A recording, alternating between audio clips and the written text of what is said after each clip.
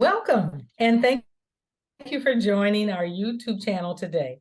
We are so honored that you've taken the time to connect with us. Our episode today is going to be on resources for senior caregiving, empowering family members, and giving resources. My co-host, Anna Jones, will describe the state of home care. Anna? Thank you, Dorothea. We talk about the state of home care and what it is going to look like in the future, even now and in the future. And we understand that there's a growing demand for home care because people want to live at home. They don't want to go to a skilled nursing facility. They don't want to go to other communities that may or may not be where they want to age. And so that's where the growing demand is. So with the demand to care for someone in the home who may or may not be able to do things independently, that's where we have caregivers. And that caregivers include either the family or the professionals. And a lot of the care that we do at home is tailored to the needs of the senior that's going to need the support. We actually put some numbers out last week on demographics. 65 and older, we're looking at 55 million people. If we estimate that over the next 20 or 30 years that there's going to be 88 million people, we are actually looking at a certain group or certain portion, a larger portion of people that will need the help as they age. Aging means they're living beyond 85 and older, and will need that care to live independently or within their homes.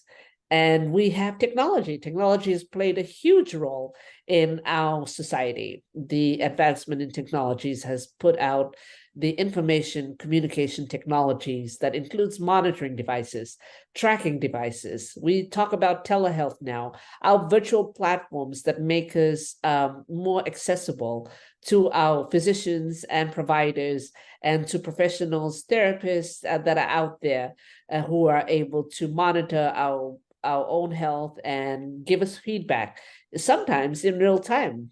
And when we discuss professional caregivers, sometimes the family is not able to step in and care for the loved ones. The professional caregivers, who may include registered nurses, the LVNs, licensed practical nurses, and the certified nurses assistants, and then the home health aides, and they all contribute in some way to providing care in the home that include a lot of the skilled nursing care, a lot of the therapies too that come in with this, with occupational, physical, speech, mostly physical therapy. But we also have a segment of custodial care that is provided by the person that doesn't necessarily have a certification, but has empathy and compassion to support aging seniors. These are all regulated by some board, either the Board of Health, the Department of Health, or the Department of Social Services. And within that, they have community care licensing. We have different certifications, the units, education units that they need to keep up in order to stay current with their certificates. When we consider home care, we have to take into account the financial obligations or considerations. Who will pay for home care? The estimated care for out of pocket, which is mostly what home care is now for the majority of the population, is estimated to be about $52,000. That's the average price. If we were to go into a nursing home, it would be about $102,000 a year. That's per year. And the rates would go up higher than this.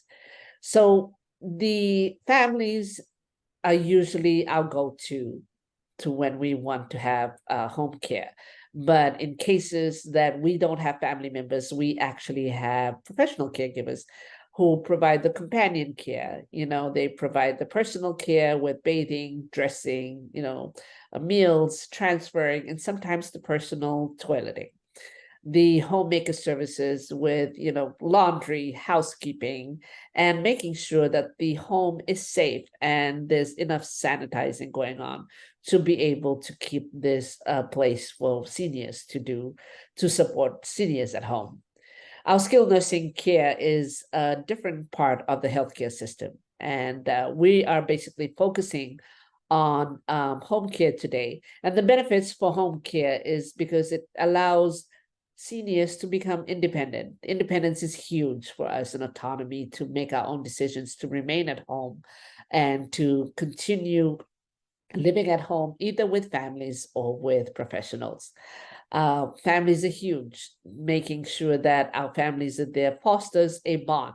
And within our ethnic minorities communities, a lot of the families still continue to provide this care, and they actually are able to do this with or without the support of assistance out there. And some of the resources and assistance that come from the community or from the state and from the federal levels include, the Medicaid and the Medicare system. And you have to be eligible for some of the services for in-home care. We talk about private insurance and what long-term care insurance is for some of the families that are fortunate to be able to have this. The veterans benefits for the VA aid and attendance benefits for spouses and their families. Area agencies on aging is your first to go to. These would list the resources that you have: meals, for in-home care, for transport. A lot of that is usually taken care of by the agency on aging. A lot of nonprofit organizations around us are able to provide grants and subsidies and scholarships, dementia care, for Parkinson's, for heart, for cancer. A lot of this is usually awarded by different private nonprofit organizations. Home and community-based care is huge, and these are state funded. And in California alone, we have something called in-home supportive services, but every state has their own community-based care. When we talk about families that need to step in to care for their loved ones, this is a huge responsibility, not only physically, mentally, but also financially. The unpaid family care is upwards of $305 billion for men and $600 billion for women that are caring for aging loved ones, relatives that they're caring for at home. And our home care agencies that are in every community are what a lot of the hospitals or healthcare would give referrals for. And these are regulated by licensing by the state and the county. And these are the ones that come in to provide caregivers who are usually vetted and have a certain number of hours that they can do this. And at Flex 65, we actually do home care, and it's a platform that we'd love for you to explore at some point and find your caregiver in the Northern California region. Remember, all our needs are very unique, and the care plans are tailored to our needs to either support our loved ones or to have professional caregivers come into the home. Wonderful. Great, great. Well, I just wanted to share a bit about home and community-based services. As Anna stated, most people would prefer to age right in their own homes with services as needed. And I know I certainly would. How about you? Well, this has been my culture. I have a family history of caring for one another. As an African American living in the US, first and foremost, you must take into account ethnicity, culture, and safety. When I took my granny out of the assisted living institute where she lived, I knew enough to have her to live in close proximity to me.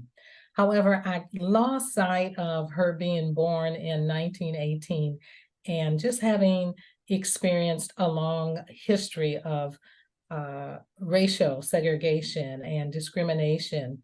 And this was prominent in nursing home institutions in the United States.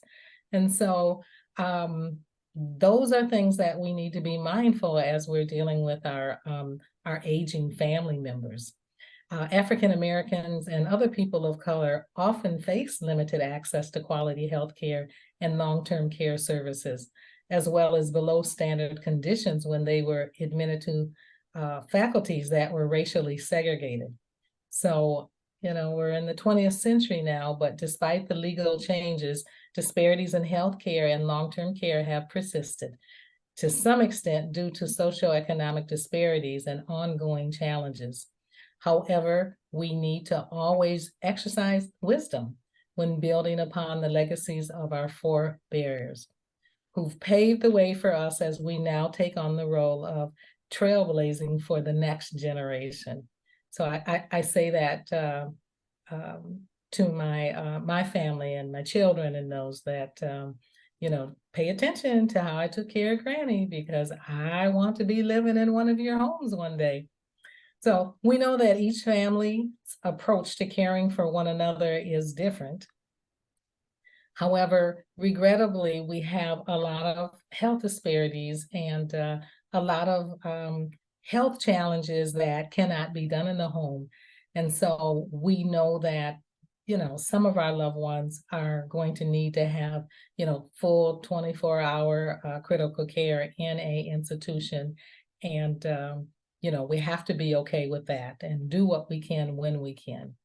So one of the most important things that we can do when we're getting started, or, if you're already involved in caregiving, is to have family meetings, not just one, but several family meetings, and find out who's reliable and responsible to be able to take some of the load.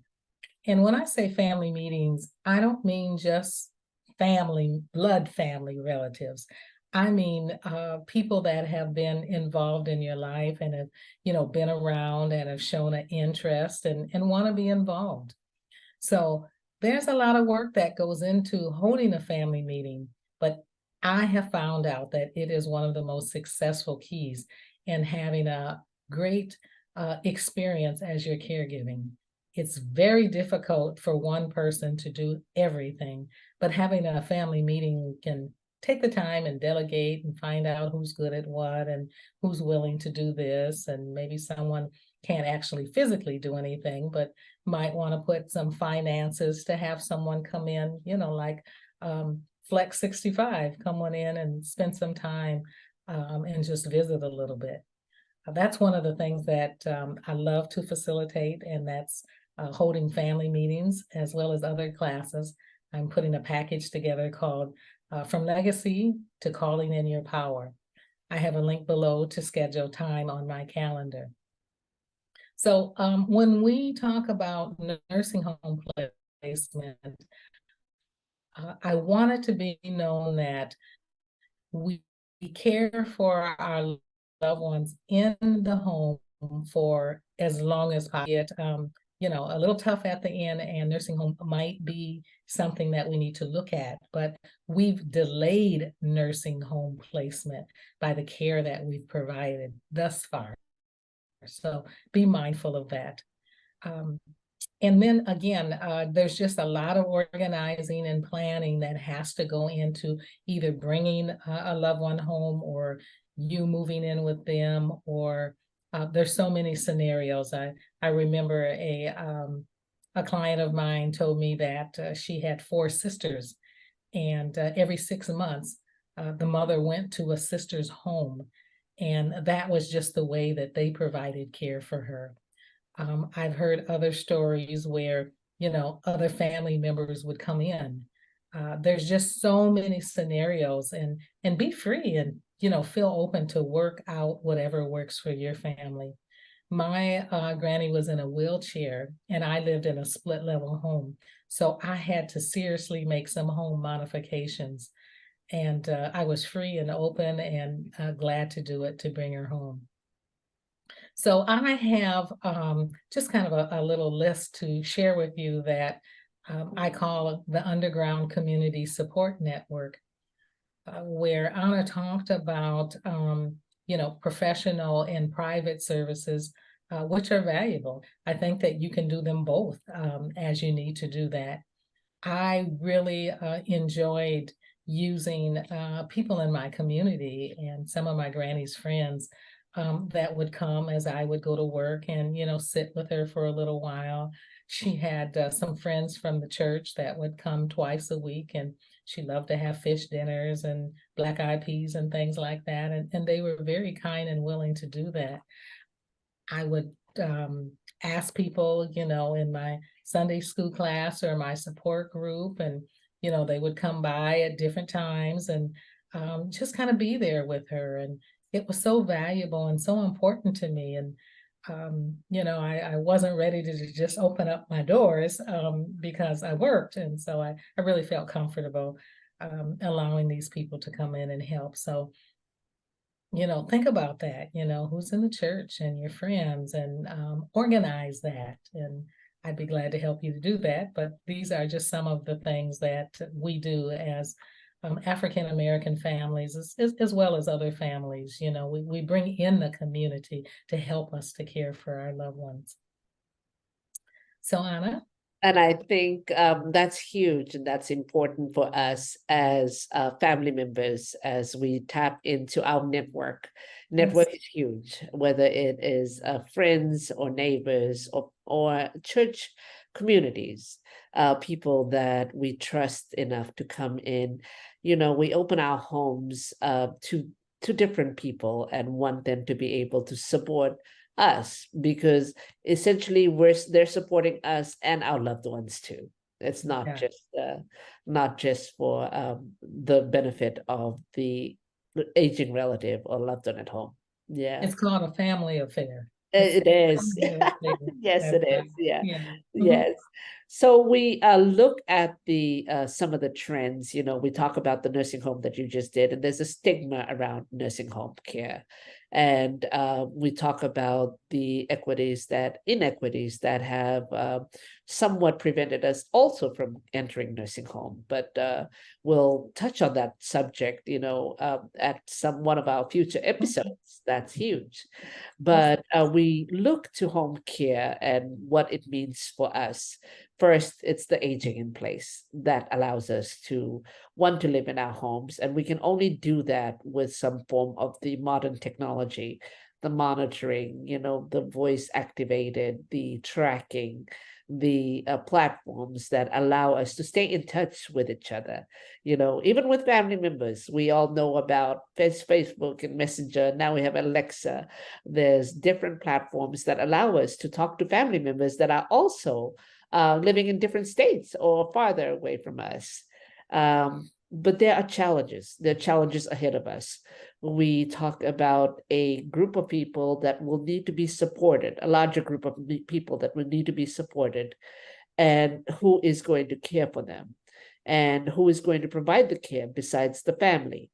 These are professionals, and the training or the recruiting and retaining this workforce of professional caregivers, interestingly enough, is provided by a lot of ethnic minorities and who come from diverse cultural backgrounds, including recent immigrants. That is the nature of the workforce right now. Telehealth, medicine also has become a big part of, or is going to become a big part of our lives. And all our doctor's visits, that long hours that we sit in the waiting room waiting for the doctor, now you have a scheduled time and get on a platform and talk to your doctors or therapists and have everything sorted out. That is going to be the wave of the future. We also have holistic care in the sense that not only Western medicine contributes to our overall health, but also to the health of our mental and physical and spiritual health that allows us to continue living in our homes. There's an important resource that we'd love to leave with you, and this is called the Elder Care Locator, and they are a national hotline or website. You can call them at 1-800-677-1116. So 1-800-677-1116 is probably some of the first steps to take when thinking of home care and what do you want to explore with home care. So hope you can tap into this resource. Thank you for joining us today on the future of senior care. caregiving and with Dorothea and I, and embracing and sense positivity. That's the positive takeaway, that caregiving is possible with the help of friends and families, and also with professionals around us. And please stay tuned to our next broadcast or our episode on this channel. And today's episode with Dorothea, enjoyed sharing all that information with you. Thank you. Yes, thank you.